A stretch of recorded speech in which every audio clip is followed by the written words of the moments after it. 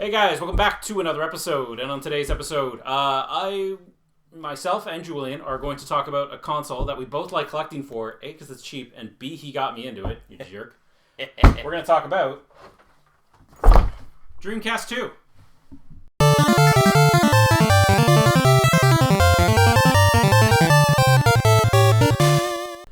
So this one is a little dirty, so don't mind it. I picked it up a while ago, haven't had a chance to clean it.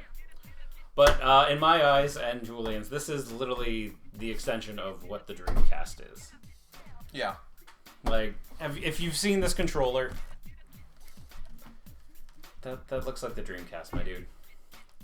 Like, the fact that if all you need to do with the original Dreamcast is like, okay, we're just going to add an analog stick. Yeah. We'll just add that in. Don't worry about it. You add an analog stick, and you got your white and your black button. Yep. Which are technically shoulder buttons. I mean, they should have been. They should have been, but at the time, they were like, let's put them here.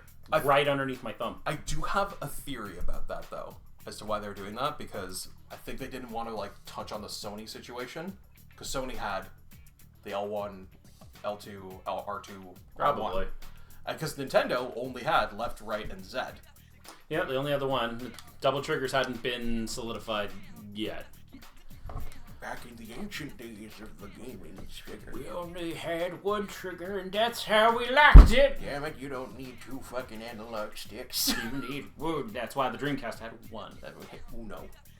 And this system was an extension of that. I'm sure you've seen the reports over the years, like Sega was going to be bought out by Microsoft, or they were going to have some deal. Let's put them here. And they were going to have the extension. So this would play Dreamcast, but no online support. And Sega wanted the online support. Microsoft said no, and that was the end of that deal. On the plus side, we got some really cool Xbox exclusive games that basically none of them have been ported. I'm cheating. Of one. I'm cheating. But none of them have really been ported anywhere else. It's actually two of them. And the first one is, I'm going to say, one of the games that I remember most people having a ton of fun with. Crazy Taxi 3. Hell yeah. No, let me get that on camera. Crazy Taxi 3 was a really cool game. Did you ever play it? I played 1 and 2. Yeah. I've wanted to play this one. This is an HD version of those games. Like, HD at the time. Oh, so it basically just takes... It has 1 and 2 with the Offspring, Bad Religion soundtracks on there, because if I'm playing them, I'm listening to Offspring or Bad Religion. I don't care which one. Hey, you want to make some crazy money? Here we go. Yeah. That's the game. That's it. That's all we do. And then you make the money. And then you earn the money. So this actually remade 1, 2, and then 3 was Glitter City, which is probably the weakest map. But you can play through 1 and 2 with the new engine. So it looks really cool coming out of this thing because nobody took advantage of it with its hardware, which sucks. And because of that, you end up with this really unique version of Crazy Taxi 1 and 2 where you can actually jump. Jumping was actually implemented into 1, which actually makes it kind of easier. It wasn't in the other version. It's just this one. This one's like a remake of all the games into 1. So it's like a nice collection that they could just port. That would be good. But they haven't. I was going to say, because the only one that they've done is Crazy Taxi 1, which was on the Xbox 360. Yeah, so this has that on there. And then it got ported over to PC. Yeah, you can just play Crazy Taxi 1 with the drivers. Same with 2 with the drivers of the small Apple. Yeah, okay. Like, it's a really unique version. I think a lot of people sleep on it because they see... I have it. I just... Oh, Crazy Taxi 3. It's just Crazy Taxi 3. And they get a little disappointed because they're like, well, it's not Crazy Taxi 1. Well, good news. It is 1. So actually, that makes total sense now because you're saying that it's 1 and 2 together. So 1 plus 2 3 equals 3. Yeah. It's all the games together. So it's all in the Crazy Taxi 3 engine, which not a lot of people like, but the game still plays the same. Just you can ignore jumping if you want. But that's one of the games on there that I would say if you're looking at Xbox, it's kind of cheap. Get this is one of them. Ah, yes. Shenmue 2. Sorry, Shenmue. You mean that game I should have got on my actual Dreamcast? Yeah, the game that Dreamcast 2? The game that we should have gotten on our little gray boy. Yep. Like, it shows like the kind of mentality it was where it's like, okay, we're going to release a sequel that the original game isn't on the console. How do we rectify this problem, Dooley? We make Shenmue the movie. We make a really boring movie. Oh, Bernie Solar. It's so bad because there have been people who just have ripped him a new a-hole over the years. Where one of his like big stories that he talks about, he was in an airport and checking in at luggage, was about to get out his passport, and the person behind the desk literally went, "It's okay, you don't need to take out your passport. I know who you are." Bernie goes, "You do? Yeah, you're the guy who kept my Shenmue 2 from me on my Dreamcast. Have a nice flight." He just was like, how do you respond to that? Ah, crap. I mean, yeah, that's basically what he did. Because, like, I remember sitting there when my brother told me it got canceled. I was trying to do a perfect run of Shenmue 1. And my brother comes in and goes, "It's been canceled." I'm like, what do you... I thought he was just messing with me because I'm the youngest. Yankee chain. No, he was right. And I just remember reading it on the computer and just being devastated that, oh, wow, that's it. The ride's over. It was a great year and a half, but man, it was a wild ride. And do you know what's funny about that copy? This one in particular? Do you remember when we met Corlick at Toy Rat? Yes! That's that copy. I was going to say, because we found that it was at Value Village. Yep. That's that copy. We still have a picture of me holding that. If we can find that picture. That was years ago. But yeah, that's we got found this out of Value Village right after being at Toy Rat. And this is when people would ignore the game section at Value Village. Yeah. That was a long time ago. The finds one could have at Value Village. Yeah. And speaking of ones that kind of have a cool sentimental value, this game I will actually super defend after I ended up playing it. This is Grabbed by the Ghoulies. This is that one rare game that came out on the original Xbox. This game is actually a pretty fun brawler. It's not a platformer. It's kind of weird. It's really up Rare's alley just as they were coming out of Nintendo to do a brawler out of all things. And it's a dual-stick brawler. I was going to say, because if I remember correctly, this was originally almost completely done for the GameCube. Yep, probably. And then I don't know if like, it was, but yeah, probably. Because it feels like that. It Yeah. feels like a GameCube game. Yeah. On the Xbox. Like, you could see why this console, outside of just the Sega games, there's so much on this system that you're like, holy crap, why is nobody talking about this? No, everyone ignores it because the big beefy boy, it's kind of a pain to store. Thank gosh I have that storage for it.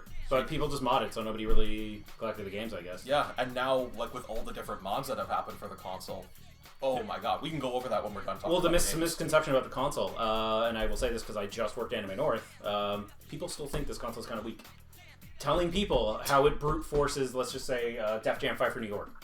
It is the best running version of the game. Yep. Hands down. Doesn't matter. Doesn't care how bad the programming is, it brutes it. And it just runs beautifully. 60 frames, holds whatever it needs to. Yeah, some people don't believe that. No. And I'm like, that's why it's always cheaper, because they thought it was the bad version. I'm like, no, the PS2 version is generally the bad version. PS2 versions, with such small exceptions, are universally the budget version. And they're better, which I don't understand. And then more sticking into the Sega department. But before we leave, the reason why this copy looks really weird, this is actually signed by Grant Kirkhope. I took care of him at Con Bravo a couple of years back. The con is probably no more. I'm no longer on staff, so I don't know. I haven't heard anything. I would say if it's the old saying, you either die Con G or you live long enough to see yourself become Bravo. And great, only people in the GTA will understand that. Yeah, hey, it still works. And this was a game I was looking forward to possibly being on the Dreamcast, and it probably was in development at some point before they gave up. Panzer Dragoon Orta. It must have been on the Dreamcast, like developed, like early. Oh yeah, just like Gun Valkyrie. Gun Valkyrie was definitely a Dreamcast game. This one, I'm like, I can see you can feel that, and just by the way, like there's certain scenes where you'll be like zooming in with your actual dragon, just flying through the scenery. Mm-hmm. It has reminiscence of other Dreamcast games where it's got that similar like. Yeah, because I've never gotten that far, and it's not a game I've sunk a ton of time into. I bought it years ago. I bought that a while ago. If you like Panzer Dragoon, it is a good game. It is a great part of the series. I wish that we got more from this other than just Crimson Dragon, which is a spiritual successor, but now we're starting to get Panzer Dragoon, the remake that came out on Switch. Yes. Zwei is also coming, if not already out. Vals? V-A-L-S, the Vals? Because Zwei was the original name for 2, because German Panzer. Panzer Dragoon. Zwei, yeah. Yeah, so Zwei. I can't remember Zwei has come out yet, but now it's the next one. It's coming out, because I know it's getting a limited run print, and I'm waiting for that. This one I would like also to have another re-release, because it's never left the Xbox. Never. And it's... You can download it on the Series and the X, but so if I put this in... great, I can download it and play it, which is what the original intent was for why I bought it. But then, like, I think it went on sale for like $3 at some point, and I was like, well, Yep. Just have $3. Download Thanks. that bad boy. But yeah, and then I'm obviously going to keep the disc because I still want it to play on the original hardware. Yes. And the Xbox has wonderful output, which we'll get into in a moment. Mm-hmm. So the last Sega push that I want to put, we're going to have to take all these out of the way. Like, we're just going to have to get rid of them. We're going to have to sell them. Yep. Yeah, in order to afford this version of the game. Pretty much. So I didn't know this. I bought this Jet Set Radio Future from Walmart. Was my first job. It was one of my first paychecks. I bought this for $20 on clearance. The game sold terribly, and they were clearing it out before Christmas. So this must have been 2003, and I think that's what it came out, early 2003? Yeah, that would track. Yeah, I think it was around there, or 2000. Yeah, it would have been 2000. Yeah, because it wouldn't be 2004, because that was a later release. Yeah, unless it came out in 2002, but I picked up a lot of Xbox games because it was clearing because no one was buying this yet. Halo 2 hadn't dropped. Yeah, no. There's a big difference between when Xbox Halo 2 was out and when it was not out. And that's one of the things about the original Xbox that a lot of people don't talk about, is that this thing cost Microsoft money, with one exception. Yeah. And that was the week that Halo 2 dropped, where it was more profitable at that point for Microsoft with the console, but they still never made a profit off of this thing. Nope. Because of the deal that they made with Nvidia with the chips. Yeah, they didn't get the cheaper discount as it went. So great console. It was the first console I bought with my own money, and I was very proud of myself when I did it. I got this. I got that cat game, Blinks. Hell yeah. I think I got Halo and Snowboard. Ant. Which Snowboard? Ant 1. Oh, okay. Which, I'm not gonna lie, I wouldn't play it now, but like at the time it was actually really Yeah. solid. Yeah, if you're looking for like classic Snowboard. I thought you were going to do SSX Tricky. No. That's what I'm still looking for my Xbox. That's it. Once that's collected, it's done. It's done. The box is shiny. I can keep finding it greatest hits. Can't find it shiny. Gotta get the shiny. Because it has to match. Because this one's shiny. Shiny. But yeah, this is a game nobody wanted, nobody bought it, and then they very quickly turned this into a bundle with Sega GT, which was really funny. So you can find this game for like dirt cheap with Sega GT built onto the disc, and like it's got this dual-sided packaging. Yeah, and they've got like all the information, like, oh, 1 player, 2 player, and it's printed right on the front art. Yeah, so it looks gross. And Jet Set Radio is on the back. But this is the standalone version, which I did not know for the longest time is actually the holy grail of the Xbox collecting scene. Is it actually? Yes. It is one of the most expensive games. The standalone version. Okay, see, now I'm having this moment because I've had both copies. Yeah, for the longest time. This is the rare one. The shiny one. This is the one that people want for collecting reasons. Yeah, like I get that, but I didn't think it would be like. No, it didn't sell. It did not sell. This, as good as Jet Set Radio Future is, and as much as I love Jet Set Radio as a whole, hell yeah. because this is again more Dreamcast. Nobody bought it. No, not a person bought it. It came out, I begged my parents to let me rent an Xbox, I blasted through the game, I beat it that weekend, then had to return the whole unit, back when you could still rent consoles. Oh man, what a time. Renting a whole N64. Rented a whole 64s. I rented a whole Xboxes for a whole Jet Sets. And that was a great week. I blasted through it, my brother went, "What did you rent?" And I'm like, "Xbox!" And I played through that, and I was done with it. Also known as the Zopix. The Zopix. But great console. These were just a couple of the great games that we both loved it, but we were looking at it more of like, this is a Dreamcast. It is. Yeah. And the library on this console is like over 1,000 games. Yeah, and most of them are on PS2. And it really does have that echo of the Dreamcast on it as well, because you can say any kind of game that you'd be interested in. There is a game on this console that absolutely that void for you. No questions asked. Just like the Dreamcast. Like if you're like, oh, like I'm kind of like a God of War kind of player. Have you ever tried the Berserk game for Dreamcast? Same thing with this. There are games that fall into a category. You just gotta look around, because there is something for everybody on this thing. But nobody wants to buy for it. Doesn't matter. No. This thing, you were literally, there was like, before the Panini hit, people were giving away Xbox stuff. Yep. I remember one time there was I'm not even joking. I went into a Goodwill and there was just like 6 of them just stacked beside each other. and there was like cables and controllers and everything else, and nobody was touching them. And for me, I'm like, all right, I've already got 3 of the damn things. I don't need any more. No, you need to mod every single one of them. And now, but that's also the problem you would run into with the console. Was like, was it modded? Yeah, and like you had to play roulette with it because it was so modded. Because sometimes you'll know like right away there'll be a little chip that goes on the front of it, and there'll be a little bit of wire going off to the side. That's the initial old school days with the Xenon chip, if I remember correctly. But then there was like the really like stealth mods that were incorporated entirely into the 2 front buttons. Oh, okay, I didn't know Where that. if you sequenced it, it would be able to like, okay, we've bypassed the original BIOS and you can go into there. And that was for like the old school chip days. Nowadays, you can just take the hard drive out. You just swap it, yeah. And you can just swap it in with an SSD and just load up a whole friggin' library. Which would probably be how I store, like, I'd still keep my copies. Of course, you'd still keep the DVD drive so you can have your physical, but... I'd probably back everything up. Yeah. Just not so I don't wear them. It basically functions as this console's EverDrive. Yeah. In regards to instead of having a massive cartridge where it's like, hey, I'll put an SD card in and I got my NES games or my SNES or my Genesis or whatever. You just have a hard drive. Now, granted, you can't fit every game onto 1,000 terabyte or 1,000 gigabyte, 1 terabyte hard drive. By God, I'm gonna try. But God damn it, you could certainly whittle down the list. You could be happy with that amount. Like you don't need to have 16 golf games. Maybe you would like that, and that's your thing. Absolutely. For me, I'm good with Tiger Woods PGA 2004. Mahjong. Mahjong. But yes, that is the Dreamcast 2. Its folly was that nobody cared. The modding scene probably did a lot more damage, as cool as it is, but that's also what's keeping it alive. It's funny because there's a great story about that. Somebody at Microsoft, in the later days of the Xbox, brought in a souped-up original Xbox to the nines. Upgraded DVD drive, upgraded hard drive, modded to hell, games ripped on it. Brought it up to Bill Gates back when he was still in charge and went, we gotta find these guys, we gotta shut them down, we gotta wipe this operation. And Bill just looked at them in the eyes and went, this is amazing! How can we do this for the next one? And sure enough, the 360, you had an upgraded DVD drive. You had the ability to put in different hard drives.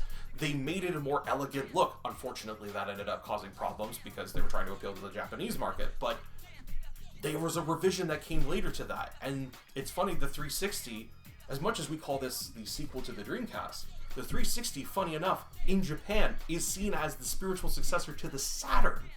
So it's... because there's a whole bunch of different games that came out from the Saturn that got 360 ports. In Japan only. Weird. I did not know that. So it's funny how that like comes about. For we have Dreamcast 2 and we have spiritual successor to the Saturn with the 360.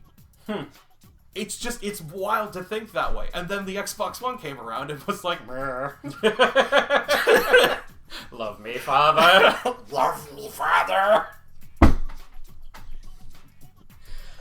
Why do you scream, father? And then they cleared that up with the series because, like, I have one and I love it. I will never forget. Oh, but the Xbox One was bad. Oh, I'll never forget Don Matrick just being arrogant as hell, looking at Don Matrick looking at what's his TV. name? He's friends with Kojima, and he runs the Video Game Awards show. But he looked at him dead in the eye and when asked the question, what would you like say to people who don't have internet access for an Xbox One? You know, we have our console that has internet free access. It's called the 360. The only thing that works with context, and before I continue this, yes. There was a great documentary actually on that topic by Stop Skeletons from Fighting. Yes. Really good on that whole topic. But in context, but not a lot of people noticed it because the press was already terrible. Like within 3 days, they had just their entire rep gone.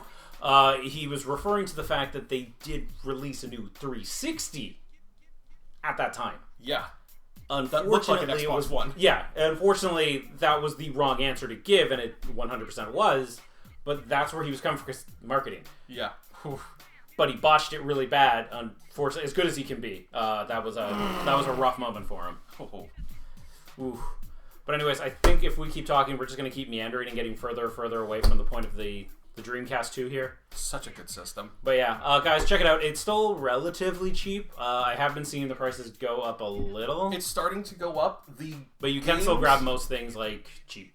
was gonna say most of the games are within a pretty reasonable. There's only about like there's a handful of games. That are like Otogi 1 and 2 and like that's the From Software effect. It's like the Atlas tax. You're gonna play the From Software tax now. Or if you're like crazy like me and you want a copy of Teen Titans, you don't. It's really that bad, eh? You don't. Okay. Yeah. Well, it's also not a good game. It's just not. No. Teen Titans Go. Out of my system. But anyways, guys, that's it for this week's episode. Hopefully you enjoyed our conversation that started in one direction and crashed into a wall somewhere. Yeah, that's me. I ramble. Yeah, he does that. He's good. He's real pretty. Look at that beard. A little jealous. But anyways, guys. Maybe the beard will come back another time, if you'll let me. One day. One day he'll come back. We'll feed him, bring him back. You gotta feed me Euro or Tabuli. Tabuli. Any thoughts on the Dreamcast 2 down below? Yeah, what are some of your favorite games? What memories do you have with this console? Are you interested in this console? Yeah. Let us know. Have a good one, guys. Take care. Stay safe, everyone.